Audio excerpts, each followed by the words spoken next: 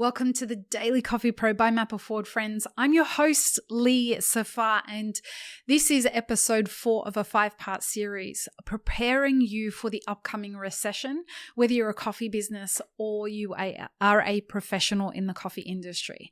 Today, we are following on from customer acquisition planning in the last episode, and in this episode, we're going to go through some very real options for you in how to solve problems for customers who are buying coffee or frequenting cafes. These are solutions that we have been giving our consulting clients. These are things that we know for sure work if it's appropriate for your customers. Now remember, everything rests on solving customers' problems. So let's dive into it. You ready? Let's go.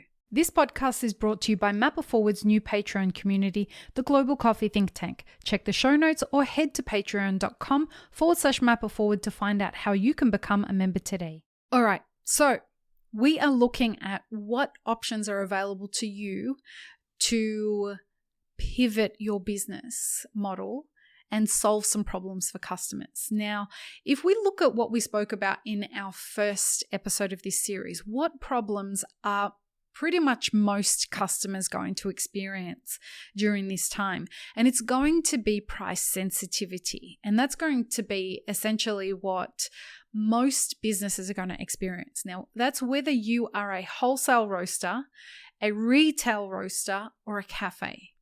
And all the advice in this 5-part series applies to any kind of business, really, if you can adapt it, whether you sell coffee equipment or you sell advertising or whatever it is that you sell in the coffee industry and really outside of the industry, this will be beneficial to pretty much everybody.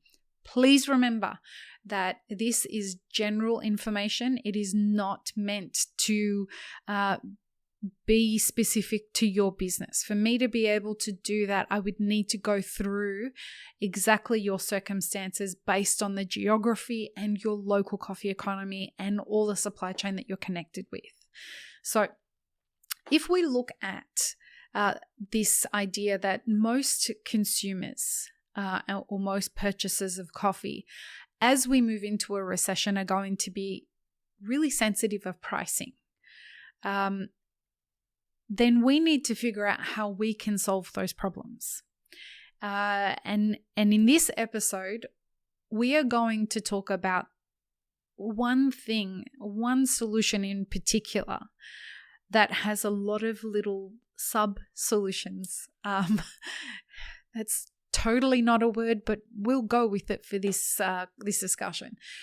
So what I think is going to be a big trend, and has already started to be a big trend because of the pandemic in coffee consumption or with coffee consumers, is single serve coffees.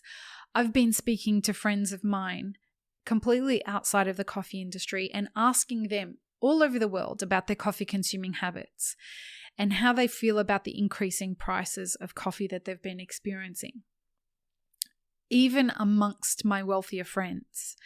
And the one thing that they've started to say is, look, I can afford to drink an extra cup of coffee every day, but it doesn't seem responsible. I don't want to have to pay $8 or $9 for a second cup of coffee. I need to start being more responsible with the way that I spend my money. So I need an alternative for my second cup of coffee every day, or my third or my fourth cup. And that is the reality of the situation. That is for wealthier clients or wealthier friends. When I say wealthier clients, what I mean is for clients who run cafes or roasting brands that are targeted at wealthier customers. Everybody is going to have to be prepared to adapt to changes in consuming behavior. So what I would encourage you to do is start thinking about, what are the single serve options that I can give consumers that they can perhaps take away with them so that they can enjoy the same kind of coffee experience we give them, or a close enough coffee experience we give them in the cafe?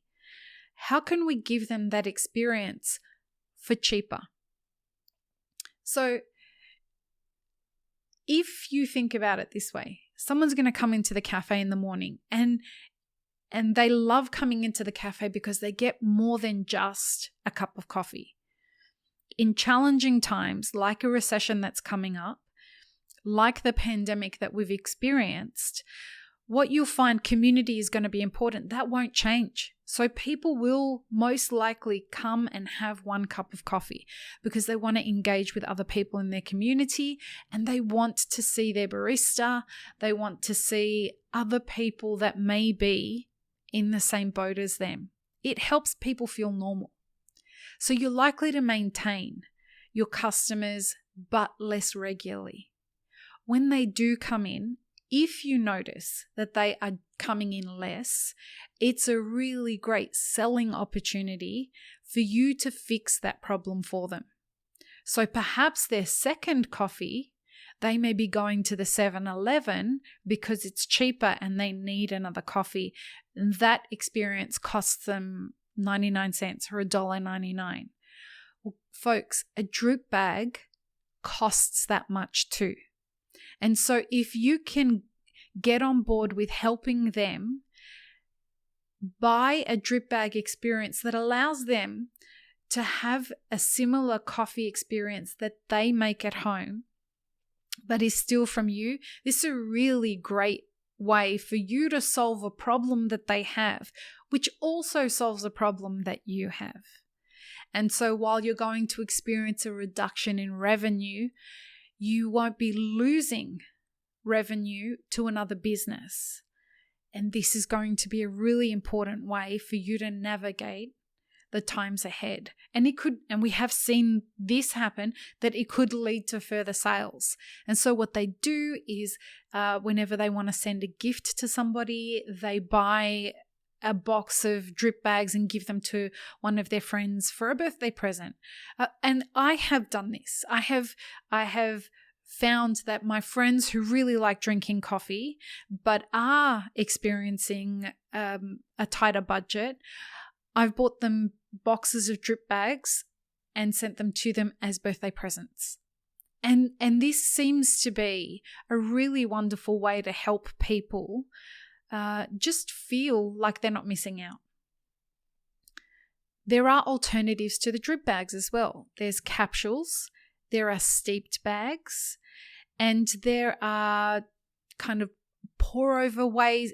So what I mean by single use is usually the drip bags, the steep bags, and the capsules. But pour over methods are also, or Chemex or French press, all of those things are single serve options that they can use at home. The great thing about the drip bags and about the steeped bags is they're portable as well. And so with the pour over and with the Chemex and with the AeroPress, with all of these things, there lies an opportunity for you to start selling roasted coffee.